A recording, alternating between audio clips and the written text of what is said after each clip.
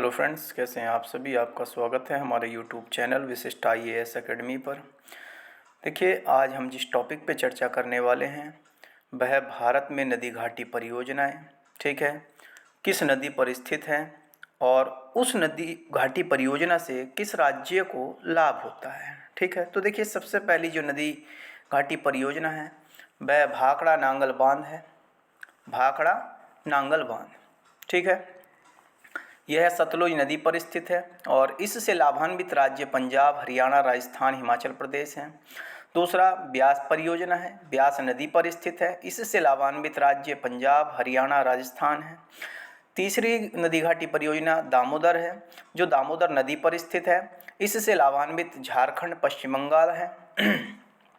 Number 4 है हीराकुंड बांध परियोजना, जो महानदी पर स्थित है और यह इससे लाभान्वित ये उड़ीसा होता है राज्य। ठीक।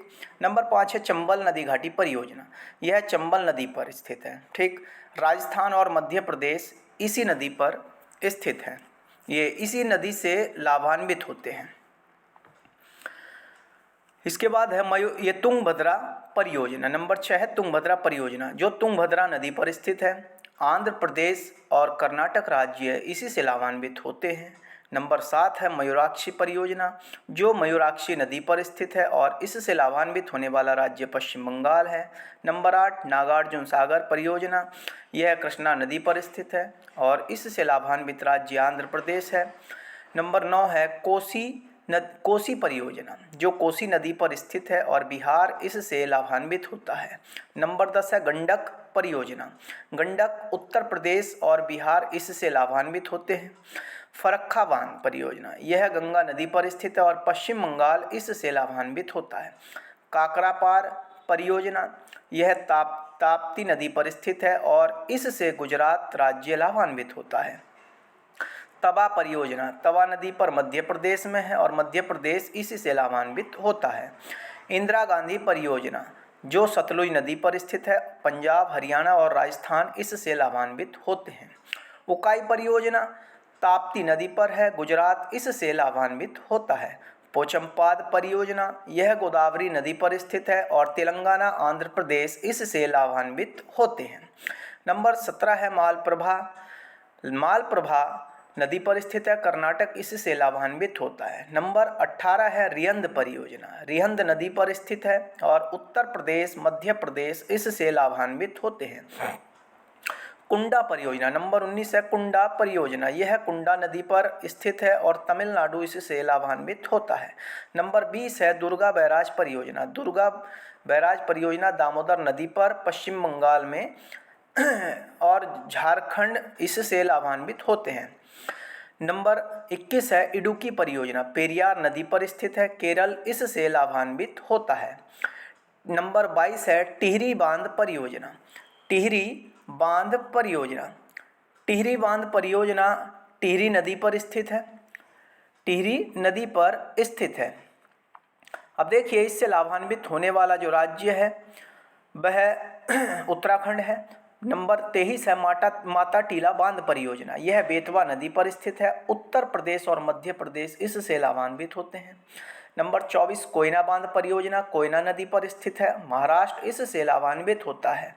नंबर 25 है घाट प्रभा परियोजना, घाट प्रभा नदी पर कर्नाटक में स्थित है।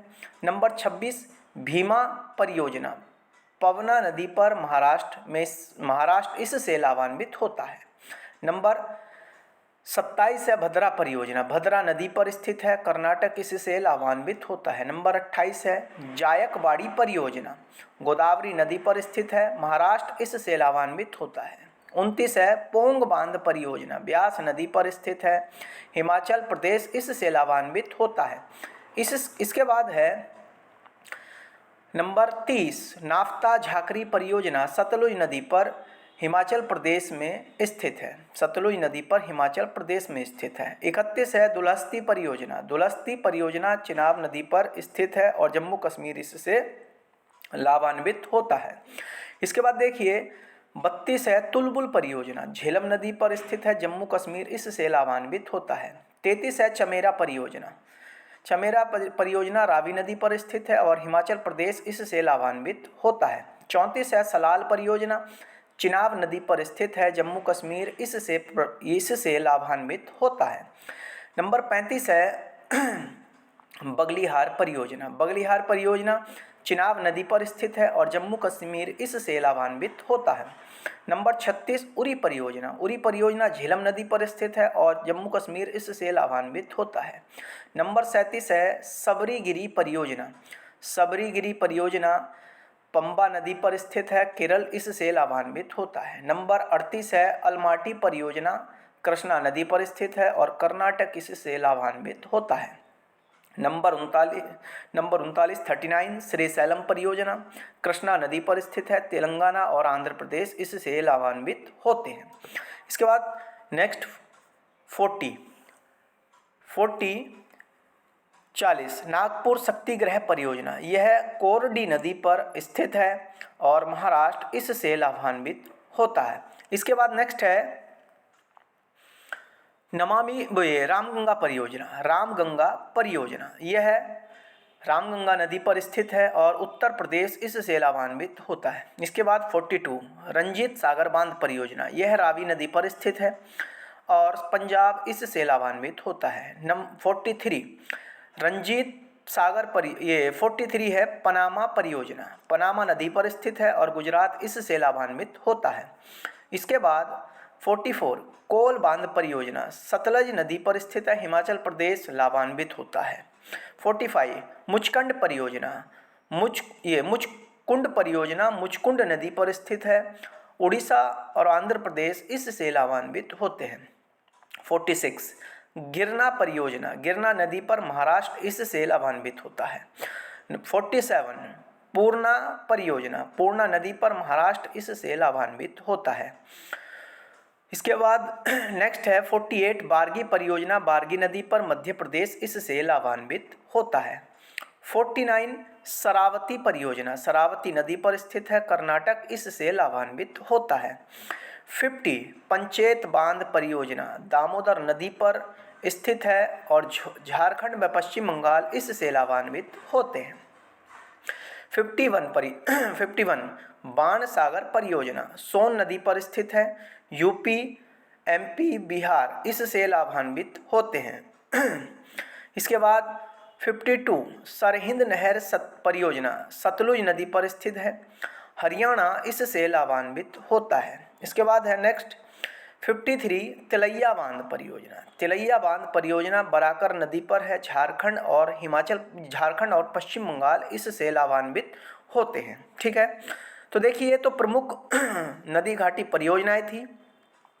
अब देखिए नदी घाटी परियोजना अर्थात बहुउद्देशीय नदी घाटी परियोजनाएं क्या होती हैं। बहुउद्देशीय नदी घाटी परियोजनाएं क्या होती हैं वो देखते हैं। नदियों की घाटी पर बड़े बड़े बांध बनाकर ऊर्जा, सिंचाई, पर्यटन स्थल की सुविधा उपलब्ध कराई जाती है, इसलिए इन्हें बहुउद्देशीय परियोजना कहा जाता है। नदी घाटी परियोजना का प्राथमिक उद्देश्य होता है किसी नदी घाटी के अंतर्गत जल और थल का मानव हित में उपयोग, मतलब कि उस नदी घाटी के जल का और थल का मानव के लिए उपयोग होना। ठीक है ना। अब जैसे मानव के लिए कैसे उपयोग होता है, पानी से बिजली बनाई जाती है, नदी घाटी पर बिजली बनाई जाती है।